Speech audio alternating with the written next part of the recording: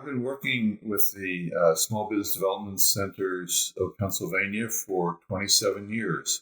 I retired from the Kutztown Small Business Center 2 years ago and joined the Penn State Small Business Center, working in agriculture and also general business consulting and international trade. And so I joined this. I have a background in exporting food products. I worked in a supermarket as a child. Enjoyed it working in the produce department. I've been on a lot of farms. I'm not a farmer by trade, but I do have raspberries, mint, sunflowers in the yard. And just a constituency I really enjoy working with because of the work ethic of farmers. You have to be very straight with them. You can't just blow smoke or give them an answer that's not clear. They'll call you out on it right away. You have to build that trust with a farmer. I really enjoy the work with my colleagues at the Small Business Center across the state, and I love working with clients. They're great people, they're engaging, they're challenging, and that's why I get up every day.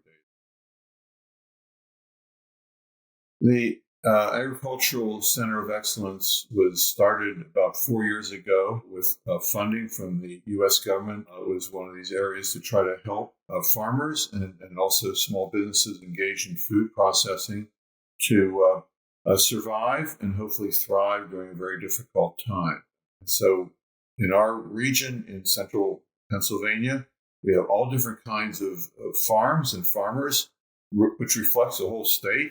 Some are very small, some are very entrepreneurial with specialty crops, fruits or vegetables, with hothouses, with all kinds of plants. And so honestly, I don't have the answers a lot of times, but I work with other folks that do. We put together kind of a team of folks that can work with the ag community to try to help them. It may include someone who's a banker, it may include a specialist in agriculture from Penn State Ag Extension.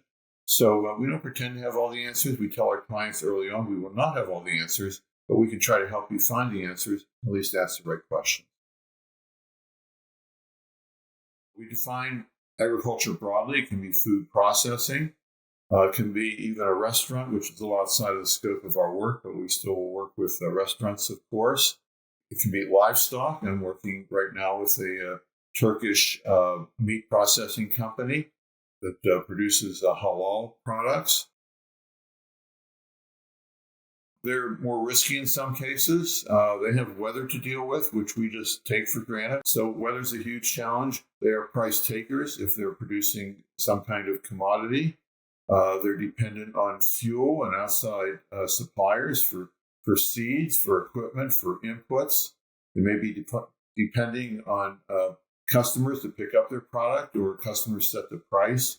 So they're dealing with a different set of variables and risks than other companies typically do and other entities in different segments.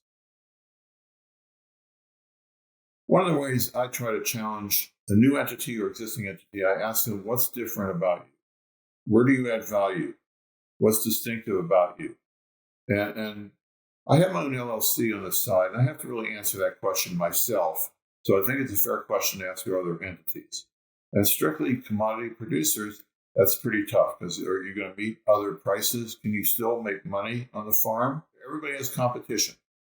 So nothing's really unique. So I would say take a look around with the internet today, with networking and even talking to other farms and farmers.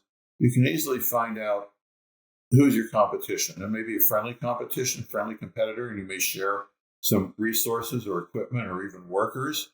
It may be further afield, but at least get a sense of what's out there. What do you do differently, as I mentioned to you? What are some best practices out there? Who can you benchmark against?